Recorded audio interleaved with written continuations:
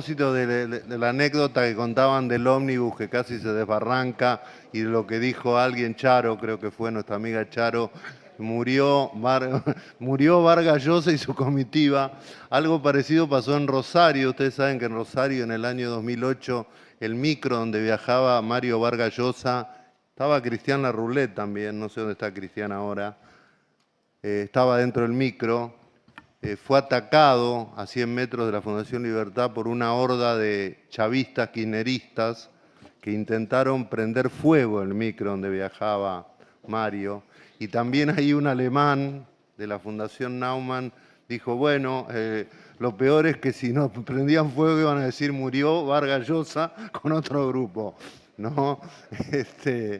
Pero bueno, ese era también el coraje, entre otros tantos méritos que mencionamos hoy, que tenía Mario. Bueno, es un gusto este panel, ya le doy la palabra a Berta, pero quiero, como los conozco a todos y los aprecio a todos, quiero decir una palabra. Hernán Bonilla creó el CED en Uruguay.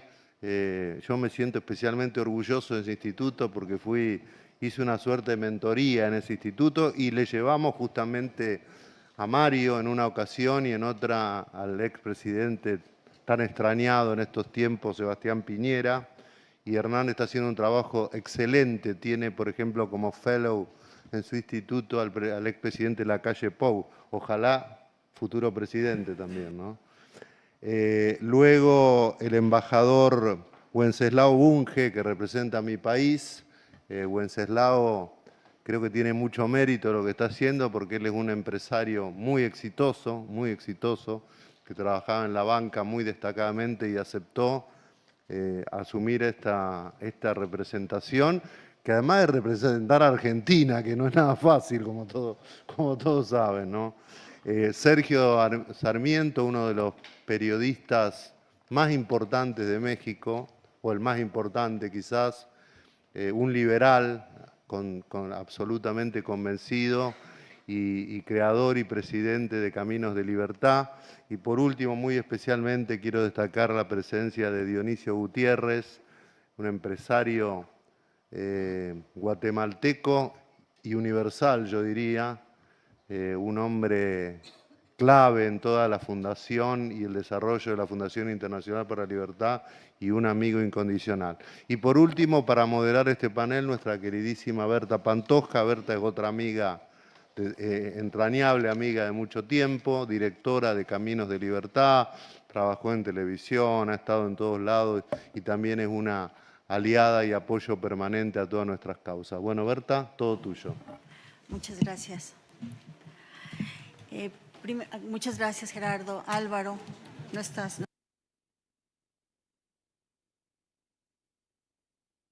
Bueno, ahí está. ¿Ya? Muy bien. Bueno, mi agradecimiento. No puedo desaprovechar la oportunidad, Patricia, para agradecerte la generosidad y apoyo de toda la vida. O sea, muchas gracias por todo, por tanto tiempo.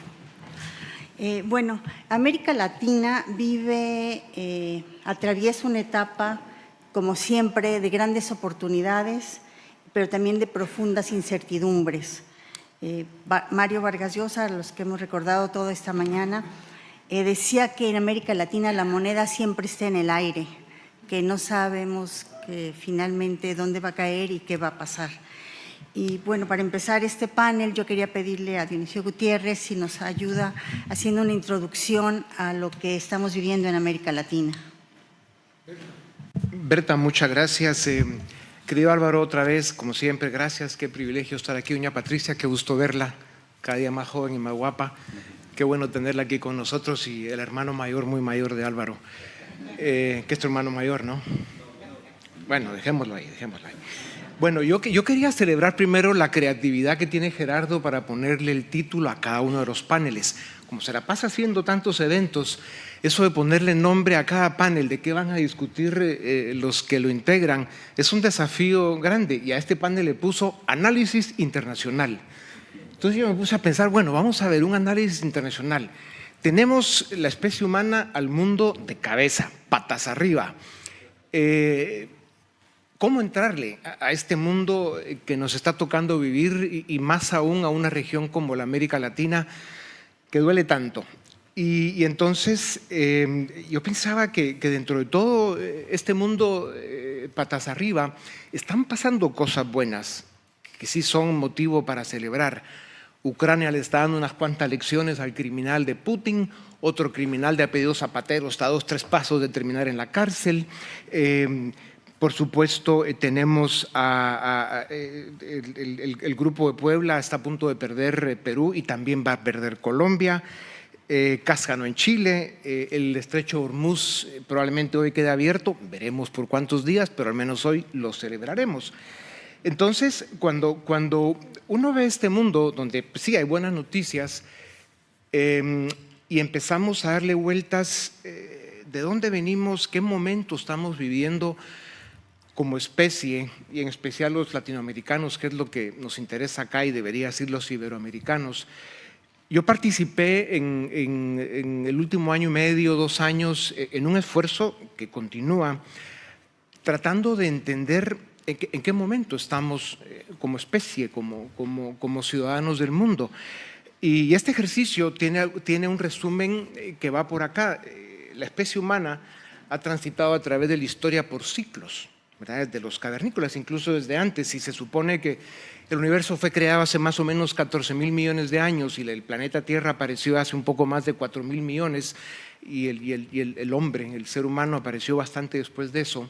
Pues digamos, todos los ciclos que han pasado desde aquellos días, que han sido los buenos, los malos, los de evolución y los de involución, para no hacer larga esta historia, porque puede ser muy larga, trayéndonos a tiempos recientes, el ciclo que vivimos de 1900 a 1950 es considerado un ciclo muy malo, muy doloroso. 2 guerras mundiales, una epidemia, la Gran Depresión, murieron 250 millones de seres humanos, el 10% de la población de la Tierra.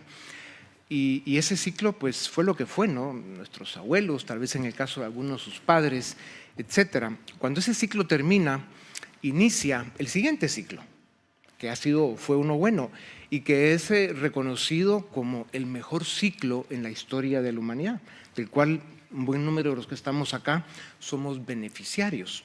Y en ese ciclo que arranca en 1950 florecen las democracias de Occidente, la economía crece como nunca en la historia, bajan los niveles de pobreza, la expectativa de vida aumenta. En realidad es un ciclo que merece ser celebrado. ¿Qué pasa con ese ciclo? Pues que como todos, también terminó y llegamos al 2001, donde inicia otro ciclo malo. ¿Qué pasa en este ciclo malo, que es en el que estamos todavía? En el 2001, los ataques terroristas en Estados Unidos, 2008, la gran recesión, como le llamaron, y al mismo tiempo de la gran recesión explotan las redes sociales, que no voy a recordarles cómo nos tienen, la economía global se empieza a ser insuficiente y a la política empiezan a llegar los peores. O sea, la cantidad de basura que se empieza a acercar al poder político en los países en general de todo el planeta es una cosa brutal. Pero pasan 2 cosas más. Al lado de que la economía del mundo se empieza a ser insuficiente, hay otro fenómeno del que se habla poco y es que el comercio mundial respecto al Producto Bruto Mundial empieza a decrecer a partir de 2008 y hasta el día de hoy hemos seguido así. Cada año, en el 21, se desaceleró ese decrecimiento del comercio mundial respecto al Producto Bruto Mundial porque fue después de la pandemia y tal, pero realmente el comercio mundial respecto al Producto Bruto Mundial viene decreciendo ya por 15 años. Entonces, cuando uno analiza a través de los ciclos de la historia en qué otros momentos de la vida se ha repetido una ecuación como la que estamos viviendo ahora, y más o menos guardando las distancias antes de la Primera Guerra Mundial, que fue simplemente el primer capítulo que fue completado con la Segunda Guerra Mundial. El eje transversal que tiene el mundo como lo tiene hoy es que la economía global sí es insuficiente y el comercio mundial está con este problema. Eso es lo que explica de alguna manera la entrada rusa en Ucrania, las intenciones chinas en Taiwán, la tensión entre la India y Pakistán, problemas en Medio Oriente, en fin, estos niveles enormes de insatisfacción, donde en un mundo de redes sociales y de hiperinformación las expectativas están muy arriba y la realidad se queda muy por abajo, y en medio lo que hay, según cómo se maneja el populismo y la demagogia, hay enormes niveles de frustración y resentimiento. Y eso es lo que tiene al mundo tan complicado y en los niveles de conflicto en los que lo tiene. Ahora bien, y para hacerle caso a doña Bertable y hablar de Latinoamérica, quiero incluir que una región como América Latina, en un mundo como este, donde veníamos intentando desarrollarnos como países, pues nos encontramos en este momento, que es cuando estamos vivos, los que estamos vivos, y por eso nos interesa este momento, pues resulta que este ciclo, que es malo, y los optimistas dicen que faltan por lo menos entre 12 y 15 años más de malas noticias antes de que este nuevo ciclo malo pase y venga otro buen ciclo. Este ciclo tiene dos características que son complejas, disruptivas, que nunca se habían tenido a través de la historia de la humanidad, a través de los ciclos buenos y los malos. Y tiene que ver específicamente en este mal ciclo con la inteligencia artificial. La llegada de ese fenómeno tremendamente disruptivo, game changer, como dicen los americanos, que no es un cambio de era, representa un cambio de civilización. Y tiene que ver con que la especie humana, pues somos la especie que, a diferencia de las otras, ni tenemos tanta resistencia, ni somos tan fuertes, ni aguantamos tanto. Somos una especie relativamente frágil, a pesar de que hemos aguantado bastante, pero en general las otras especies son mucho más resilientes. ¿Qué es lo que nos ha caracterizado a través de la historia? Es dos cosas, la mente y la inteligencia. Y resulta que la inteligencia artificial lo que viene a hacer es precisamente sustituir las dos cosas que nos hacen relevantes. Entonces, ¿cómo va a seguir la especie humana navegando en este mundo?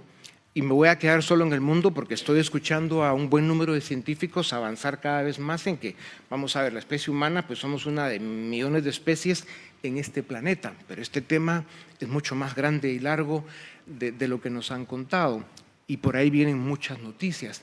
Entonces, si la gran fortaleza nuestra era la mente y la inteligencia, y la IA viene a sustituir esos dos elementos, y ahí están pasando cosas de escalofríos.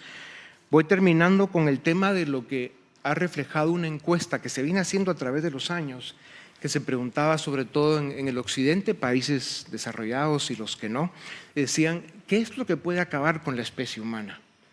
Y las prioridades que reflejaba la encuesta en este orden: cambio climático, un asteroide, un virus, una guerra convencional, una revuelta de la inteligencia artificial, lo ponía en quinto lugar, y un evento nuclear, una guerra nuclear. Esta encuesta se ha venido haciendo por sectores y en los últimos 18 meses se ha venido haciendo en científicos en todo el mundo. Y cuando digo en todo el mundo es en los 5 continentes, a científicos.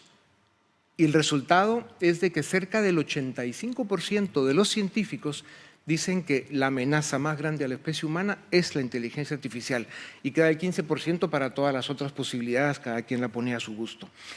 Entonces, en un mundo como el que estamos viviendo hoy, tan preocupados por la política en España, por la invasión a Ucrania, por la tensión con China, que si entra o no a Taiwán, que no va a entrar, y en general la política en nuestra región, que es la América Latina, donde seguimos peleando en contra del populismo, en contra de la corrupción, del narcotráfico y de todos estos fenómenos que no nos dejan avanzar.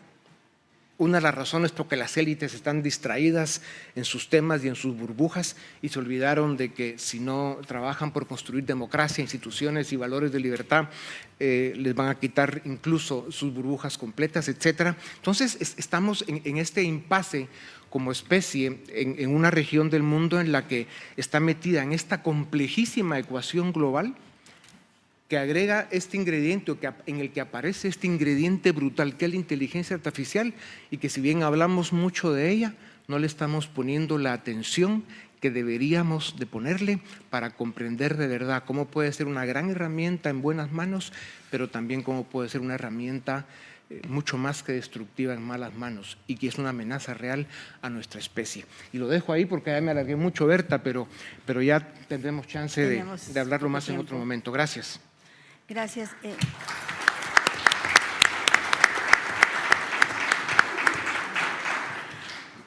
Vamos con Hernán Bonilla, que también tiene algo preparado más global. Ahí estamos. Muchas gracias, Berta. Muchas gracias a la Fundación Internacional para la Libertad, a Álvaro, a Gerardo. Como comentaba Gerardo, el centro de estudios que yo presido en Uruguay está cumpliendo este año 10 años y en buena medida que hoy lo estemos celebrando y organizando muchas actividades, es gracias al gran apoyo que tuvimos de Gerardo desde el comienzo. Gerardo es el mejor director de centros de estudios del mundo, como demuestra la Fundación Libertad Argentina, así que nosotros solamente copiamos lo que él hace y nos ha ido muy bien haciendo eso. Este año, por aquello de la magia de los números redondos, estamos haciendo muchas actividades por los 10 años. Varios de ustedes deben conocer el cuento de cuando murió la madre de Borges, con 99 años, y una persona, va al velorio y se le acerca y le da la condolencia y le dice: qué pena que no llegó a los 100. Y Borges le contesta: no sabía que usted era un fanático del sistema decimal. Pero nos gusta festejar los números redondos. Efectivamente, como decía Berta, voy a tratar de ir de algo más general, algo más particular, y luego marcar algunos desafíos, algunos apuntes telegráficos sobre el orden, algunos temas internacionales. El primero es que claramente el orden internacional que conocíamos ha tendido a desaparecer. Estos días, aprovechando que estaba por aquí en Madrid, me compré el último libro del presidente Aznar, que hace un análisis muy interesante de cómo los órdenes internacionales han ido durando menos cada vez a lo largo del tiempo y el desorden internacional en el que estamos hoy, en que los organismos internacionales tienen muy poco peso o no se les da mayor relevancia, en algunos casos con razón, porque hay organismos internacionales que realmente tienen poca razón de ser, pero hay claramente una situación en la que es mucho más difícil moverse y una incertidumbre mucho mayor. Los economistas siempre nos cubrimos con que hay gran incertidumbre antes de decir cualquier cosa, pero en este caso es verdad que hay una gran incertidumbre y se genera desde las propias políticas, que quizás es una diferencia respecto a otras épocas. Tenemos gran incertidumbre de cuál va a ser la política comercial de los próximos días en Estados Unidos, qué va a pasar con la guerra con Irán. Ahora, como decía Dionisio, se abrió el estrecho de Hormuz y el petróleo bajó a $83, pero no sabemos qué va a pasar en los próximos días. Eso está pautando claramente un escenario difícil para saber cómo moverse en este mundo. China también enfrenta problemas, se va desacelerando y además se enfrenta un problema que yo creo que merece más atención del que en general tienen los análisis sobre China, que es el crecimiento de poder económico, de empresas grandes que chocan con un sistema autoritario y eso empieza a cortar las posibilidades de crecimiento económico de las empresas chinas. Yo veo al menos prometedor el futuro de China de lo que en general veo en los análisis internacionales. América Latina, estamos viendo que el desafío del desarrollo nos sigue siendo bastante esquivo y la democracia, como hemos escuchado en algunos de los paneles anteriores, enfrenta algunos problemas muy relevantes. No los problemas del pasado, quizás, en que no se contaban los votos o se contaban mal los votos, salvo en Venezuela, que ni cuentan los votos, pero en general, las elecciones se desarrollan con normalidad y luego desde el poder se intenta destruir la democracia. Estamos viendo también un cambio de gobiernos más bien de izquierda, gobiernos más bien de derecha, pero yo no estoy seguro de que eso implique que estamos viendo una ola de derecha en América Latina. Más bien creo que están perdiendo los gobiernos en el que están actualmente en el poder, que en general son de izquierda, y entonces suelen estar siendo sustituidos por gobiernos más de derecha. pero con varios problemas estructurales que me parece que vale la pena señalar. Uno es que efectivamente hemos visto la implosión en casi todos los países de América Latina de los sistemas de partidos, aún en donde había partidos más consolidados, tal vez con la excepción de Uruguay, en que tenemos el parque jurásico de los partidos políticos. El Partido Nacional y el Partido Colorado este año están cumpliendo 190 años. El partido más nuevo, el Frente Amplio, actualmente en el poder, tiene más de 50 años. Y probablemente esos 3 partidos vuelvan a ser los 3 partidos más votados en las próximas elecciones. Pero eso es una excepción en el mundo en el cual tenemos partidos efímeros, políticos efímeros, y hay también gobiernos a los que les cuesta desempeñarse a partir de haber sido elegidos en esas circunstancias.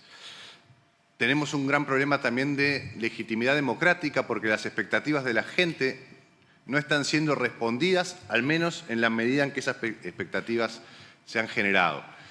Y eso también tiene que ver con esto de cómo se desenvuelven muchas veces las propias campañas políticas. Ahora bien, yo creo que hay un problema aquí que es muchas veces confundir o endilgarle a la democracia problemas que son más bien del Estado.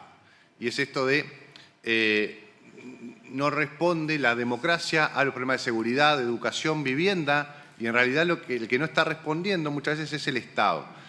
Con esta política de aumentar, para resolver cualquier problema, pensar que hay que aumentar el gasto público. Queremos más educación, más gasto público en educación. Más vivienda, más gasto público en vivienda. Y los rendimientos marginales del estado de bienestar son cada vez menores. Por más que gaste más el Estado y le saque más recursos al sector privado para gastarlos, los resultados son cada vez peores. Y allí estamos en un camino peligroso en el cual, a través de esa insatisfacción con el Estado, terminamos con una insatisfacción con la democracia. Termino esta intervención con una reflexión sobre los liberales y el liberalismo en esta circunstancia.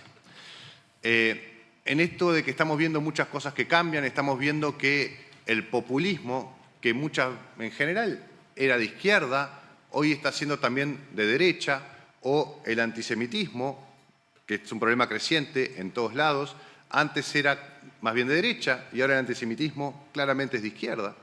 En este mundo tan convulsionado y de posiciones tan cambiantes,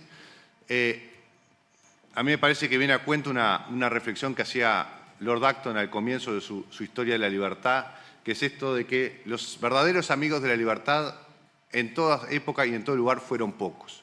Y muchas veces eso nos ha llevado a aliarnos con gente que tiene ideas distintas. Ahora, creo que hay que separar los dos planos. Uno es el plano de que podemos trabajar quienes trabajamos en un centro de estudios y que podemos hablar desde la teoría y desde que el deber ser, y creo que debemos hacerlo, porque tenemos la posibilidad de marcar con claridad las ideas y no podemos renunciar a eso. Quienes están en el plano de la política necesariamente tienen que transar, tienen que elegir, y muchas veces, como estamos viendo en América Latina en este año, entre dos opciones. Y ahí no hay que lavarse las manos tampoco. Y en algunos casos, más allá de que nos gusten más o menos los candidatos, hoy lo escuchaba a Fico Gutiérrez, en el caso de Colombia es muy claro, por ejemplo, la posibilidad es entre una izquierda que intente perpetuar un gobierno autoritario o una alternativa que podrá ser imperfecta, pero que claramente abre otro camino de posibilidades para vivir en democracia. Y no se puede ser neutral ante esas cosas. Muchas gracias.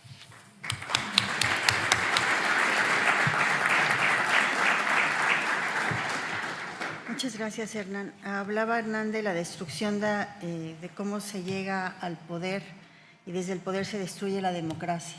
Y le vamos a pedir a Sergio Sarmiento si nos habla del caso.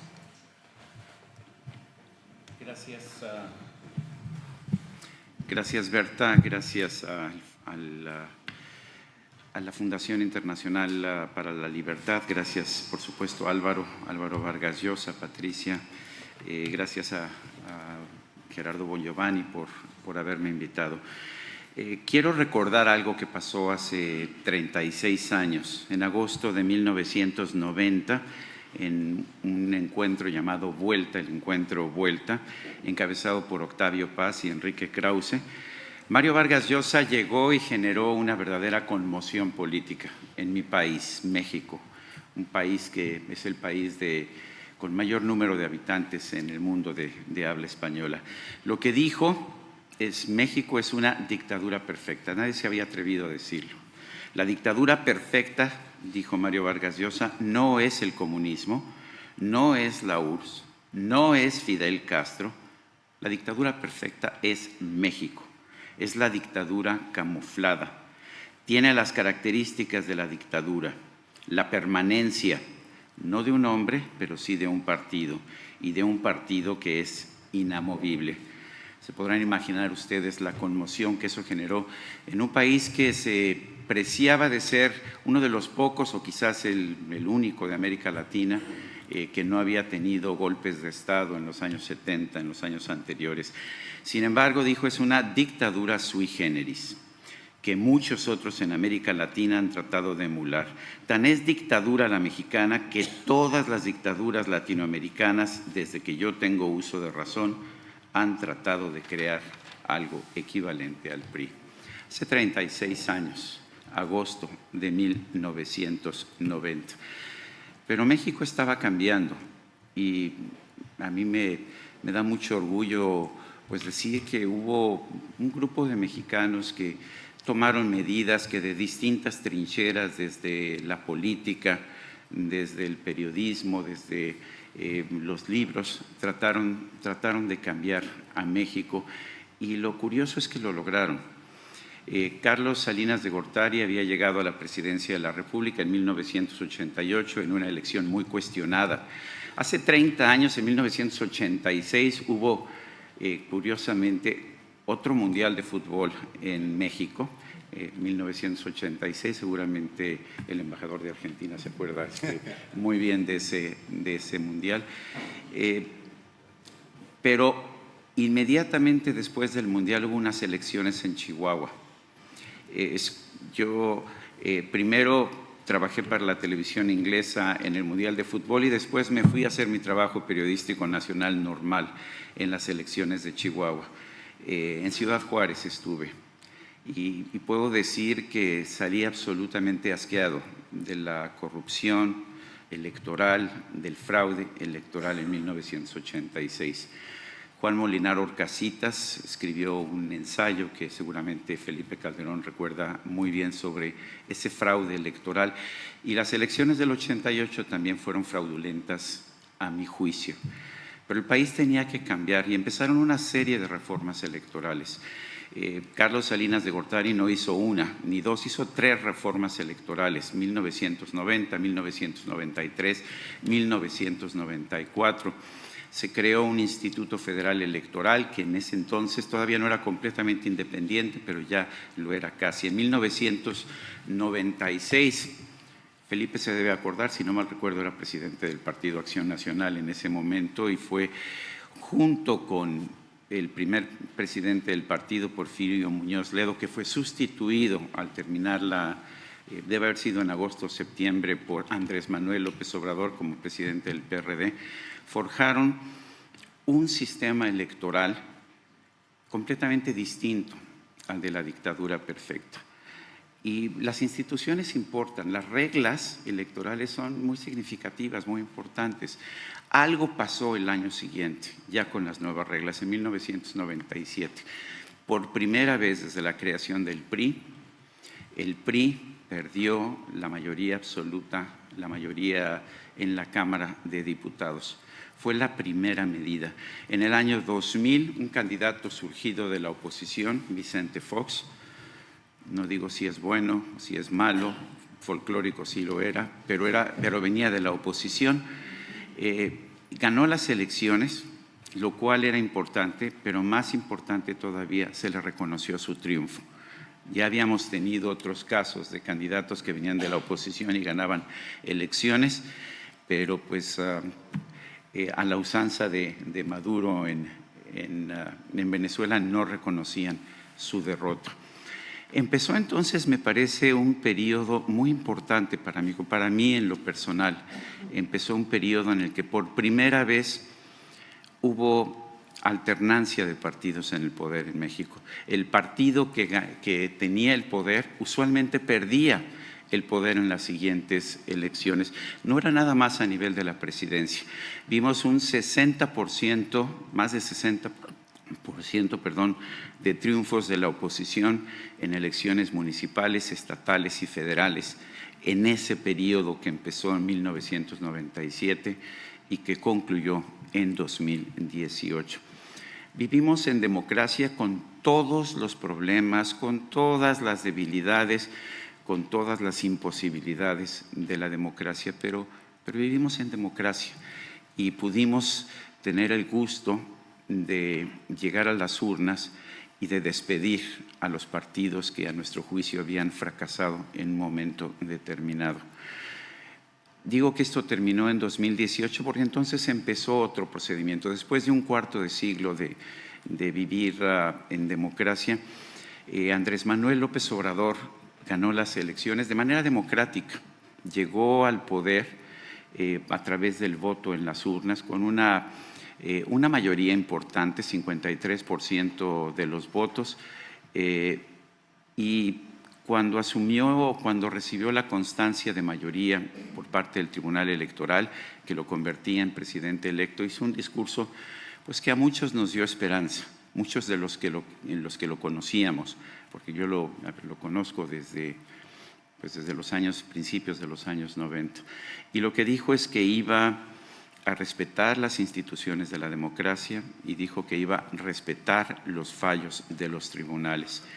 Ya una vez en el poder empezó a tomar otras decisiones, empezó a tomar otras medidas.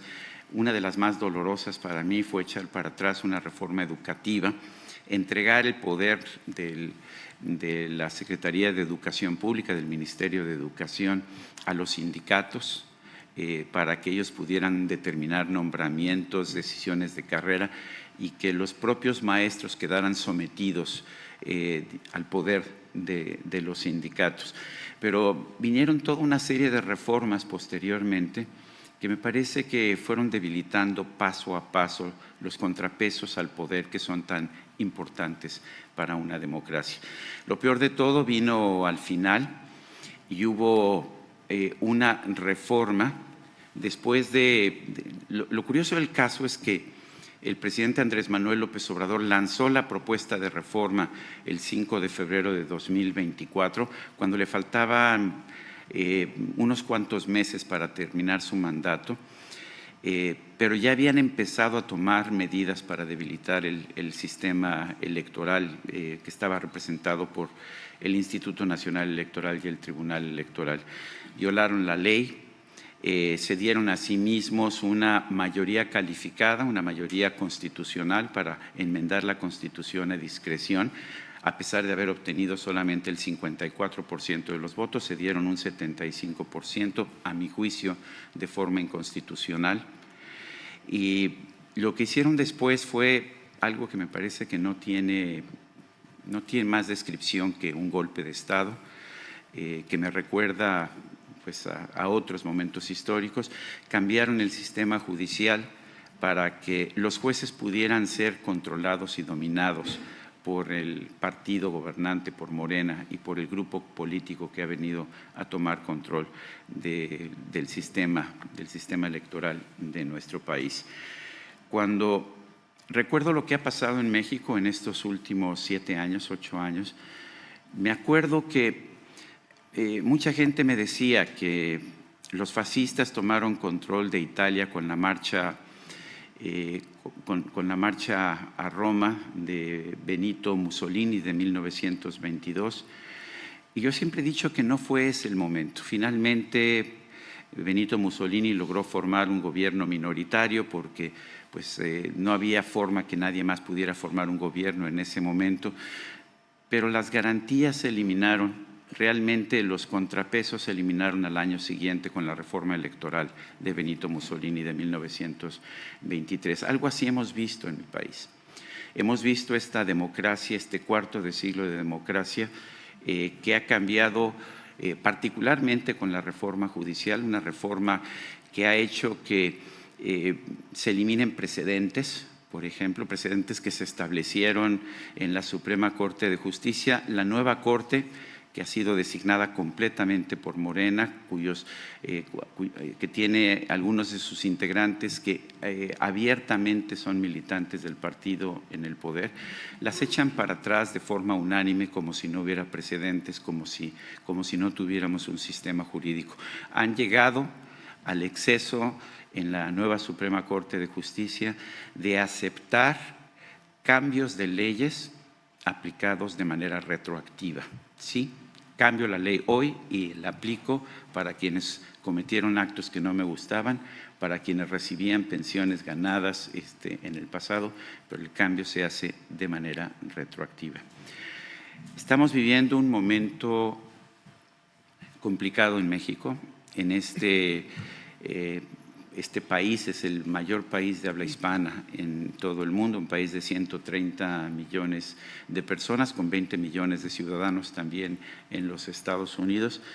Es un cambio que a mí en lo personal me lastima, que nos hace estar pendientes de retos muy importantes en el futuro.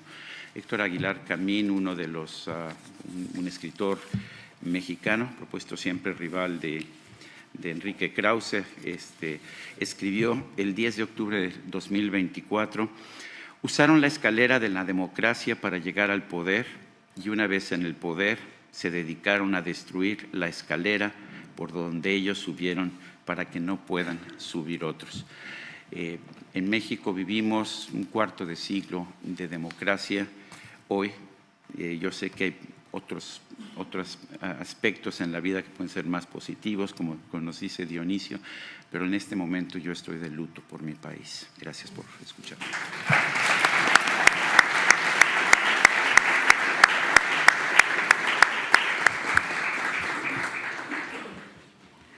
Gracias, Sergio. Los mexicanos sí estamos de luto, pero podemos terminar con algo optimista, que es Argentina, que nos está demostrando que sí se puede salir del socialismo. Embajador, por favor. Muchas gracias y muchas gracias por invitarme a ser parte de esto. La verdad que cuando me siento en estos paneles y voy escuchando, siempre voy anotando puntos y me di cuenta que anoté muchísimos puntos, así que me voy a perder con muchas de las ideas, ¿no? Pero cuando Dionisio hablaba del riesgo de la inteligencia artificial, y yo pensaba lo que acaba de decir Milei, de liberar y que sea el país más libre en lo que sea inteligencia artificial, porque es el mismo ser humano el que tiene que definir las reglas y adaptar la tecnología, ¿no?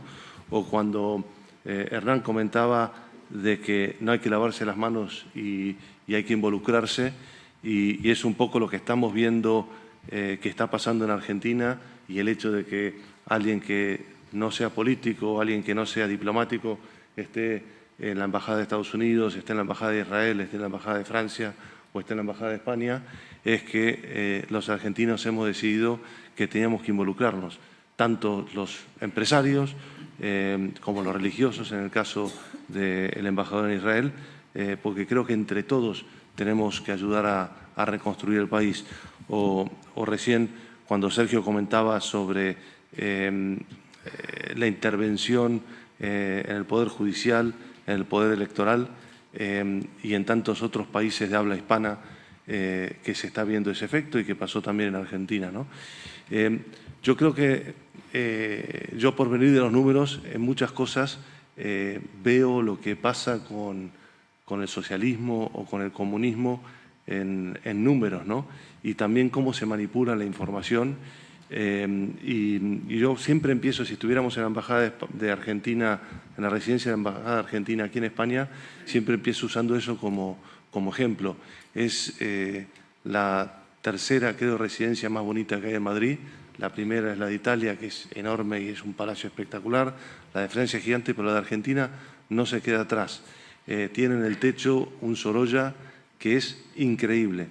Esa residencia se compra en los 50, cuando el PBI de Argentina era 3 veces el PBI de España. Hoy el PBI de Argentina es 1/3 del de España.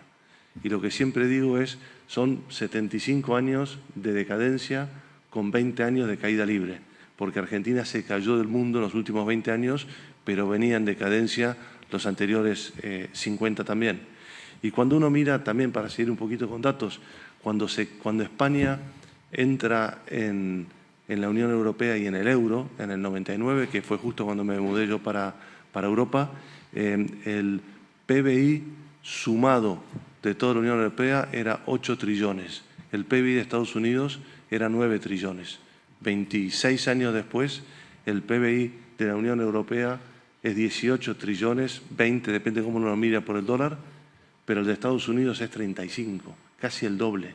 Entonces, ahí para mí demuestra, y tenemos muchas cosas para criticar si uno quiere de lo que puede estar pasando en Estados Unidos, pero el primer país donde la gente quiere ir a vivir es a Estados Unidos en el mundo, porque hay suceso económico, pero sobre todo hay libertad. Y volviendo a los números, y tocando un poquito en lo que hablábamos recién sobre lo mal que le ha hecho el comunismo o el socialismo a la región, cuando Chávez asume en Venezuela, Venezuela producía 3 millones de barriles de petróleo por día. Arabia Saudita producía 2. 25 años después, Arabia Saudita con capital, con inversión, produce 10, Venezuela produce 0,6 y encima se lo regala a Cuba.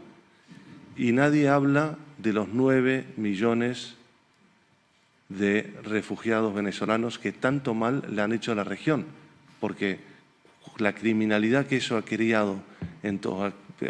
ejercido en todos los países de la región es alguien que nadie hable. Y no digo que son más o menos de lo que puede pasar en Gaza o en Siria, también hay refugiados y hay que preocuparse, pero nadie habla que el volumen más grande de refugiados que sale de un país por un comunismo o por un socialismo viene de nuestra región. Pero yo soy optimista, si no, no estaría aquí. ¿Y por qué soy optimista? Porque yo creo que el mundo se mueve en ciclos. Yo creo que tengo el privilegio de trabajar para un presidente que también no es político, un presidente que uno le puede ver muchísimos errores, pero se tiene que enfocar en los aciertos. Y sobre todo tiene un poder de resumir ciertas cosas que por lo menos a mí me motiva. Él dice, venimos del futuro, porque realmente venimos, Argentina viene de estar tocando fondo. Un comentario que también hacía en la campaña que a mí me causaba gracia, yo no lo conocía en ese momento. Él decía, Argentina o me vota a mí o se va a convertir en la próxima Cuba haciendo escala en Venezuela. Y Argentina iba rumbo a eso. Y ¿qué fue lo que hizo? Volver a lo básico, volver a lo que debería ser normal, que dejó de ser normal. El otro día un presidente de una compañía grande española se le acerca al presidente y le agradece porque era la primera vez que podía girar dividendos de vuelta a España. Y le dice gracias porque puedo volver a girar dividendos a la empresa principal. El presidente dice, no me tenés que agradecer porque ahora empezamos a ser un país un poco más normal, pero llegamos a un extraordinario que bueno, gracias a Dios, pareciera que se está cambiando.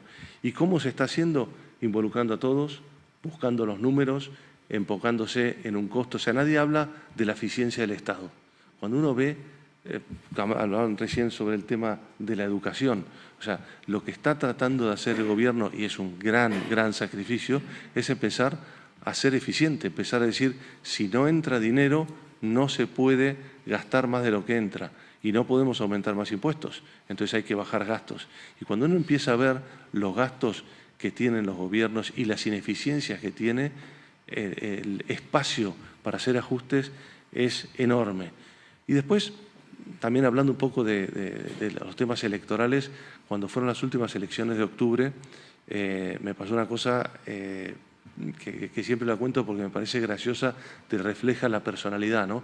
Los resultados, horario de España, se dieron como a las 3 de la mañana y yo estaba siguiéndolo por televisión con mi mujer y cuando gana, el presidente hace una cosa que no es muy normal de todos los líderes, es agradecer persona por persona que lo estuvo ayudando. Todos los ministros, y lo ponderó y dijo, este ministro me ayudó en esto. Y cuando acaba esto dice, bueno, y a mí me ha votado el 54% de los electores. Yo quiero gobernar para el 100%. Y yo hasta ahí dije, alguien le dijo algo, tiene que dejar de enfrentarse, ¿qué le pasó? Este segundo, o estos 2 años que le quedan hasta las nuevas elecciones, será más blando. Y de repente se pone así duro y se veía que no era de él esa frase y dice, bueno, bueno. Y ahí le agarro la mano a mi mujer y le digo, ahí viene Javier de vuelta, ¿qué va a decir? Y de repente dijo una de estas verdades que a mí me impacta porque nos afecta o afecta a muchos países del mundo. Dice, bueno, en realidad quiero gobernar para el 98% de los argentinos que cree que 1 más 1 es 2.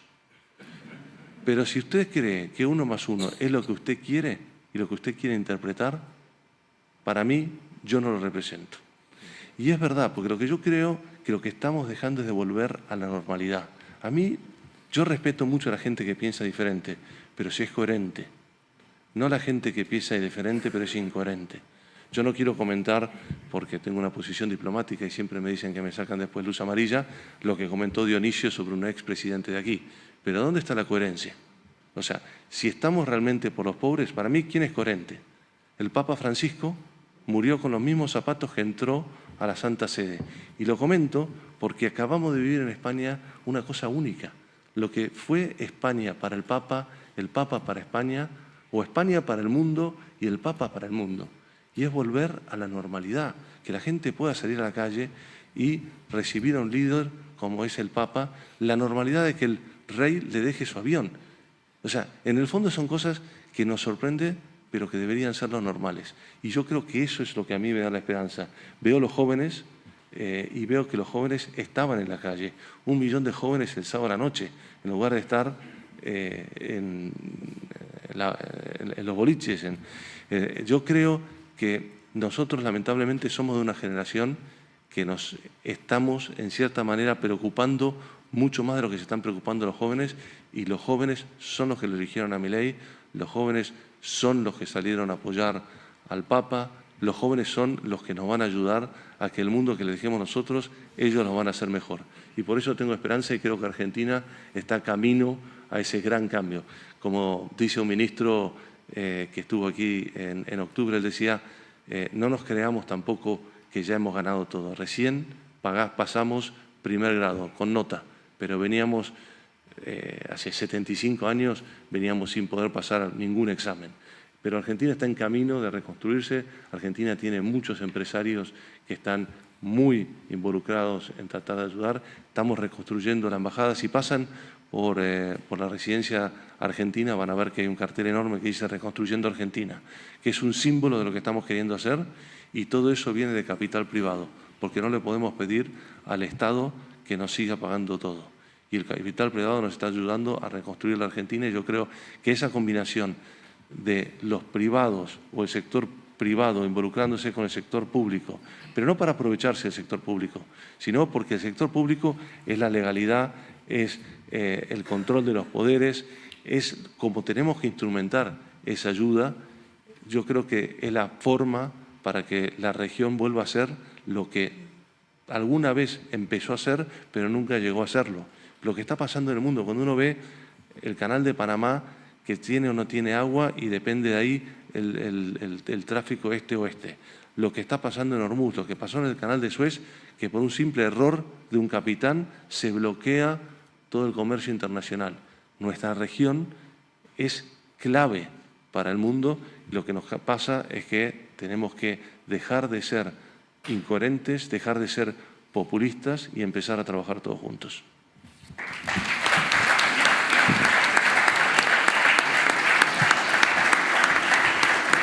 Perdón. Y en el lío de notas que me anoté, me olvidé de comentar una cosa, que es muy interesante estar aquí hoy en esta fundación cuando se cumplen 40 años del fallecimiento de José Luis Borges. Gracias.